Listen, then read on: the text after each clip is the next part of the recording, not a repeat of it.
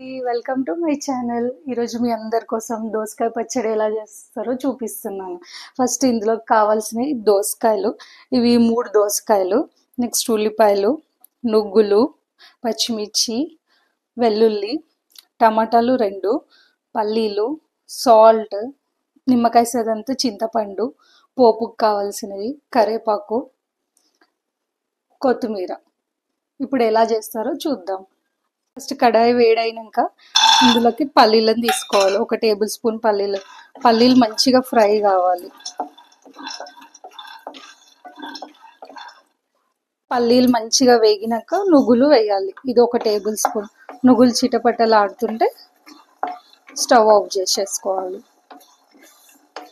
మంచిగా వేగాలి, పచ్చిగా ఉంటే టేస్ట్ అంత రాదు. ఇప్పుడు అదే గిన్నెలోకి కొంచెం ఆయిల్ తీసుకోవాలి. ఆయిల్ వేడెక్కాక పచ్చిమిర్చి మీ టేస్ట్కి తగ్గట్లు తీసుకోండి.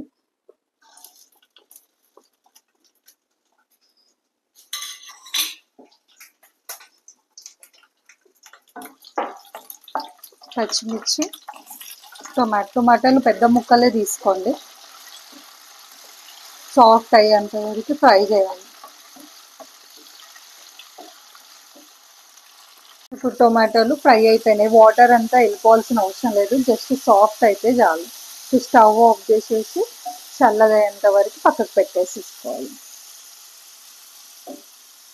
టమాటో ఫ్రై చల్లగా అయ్యేలోపు ఇక్కడ నువ్వులు పల్లీలని మనం గ్రైండ్ చేసుకోవాలి. ఫస్ట్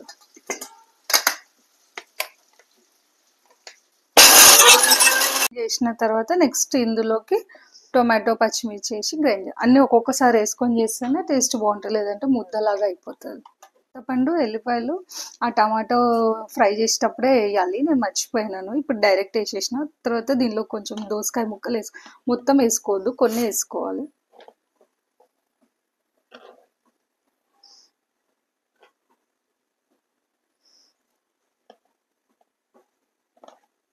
వేసుకొని గ్రైండ్ చేసేసుకోవాలి.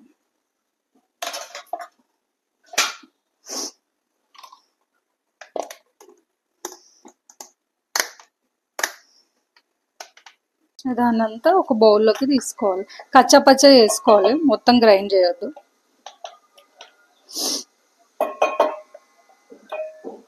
కొంచెం సాల్ట్ వేసుకొని గ్రైండ్ చేసినాక ఇందులోకి ఒక 1 ఆనియన్ వేయాలి.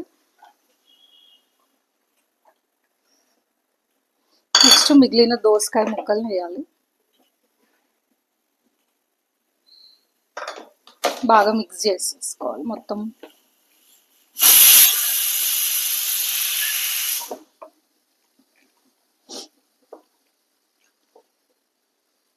ఇందులోకి కొత్తిమీర కూడా వేసేసుకోవాలి.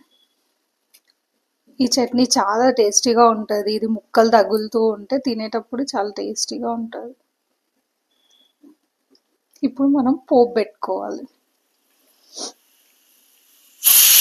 నెక్స్ట్ ఇందులోకి పోపు వేసుకోవాలి. శనగపప్పు, మినపప్పు, జీలకర్ర, ఆవాలు, పచ్చిమిర్చి, కరివేపాకు.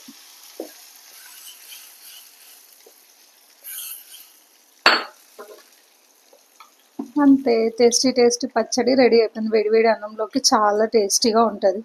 మీరు కూడా ట్రై చేసి ఎలా వచ్చిందో నాకు చెప్పండి. Please subscribe to my channel. Thank you.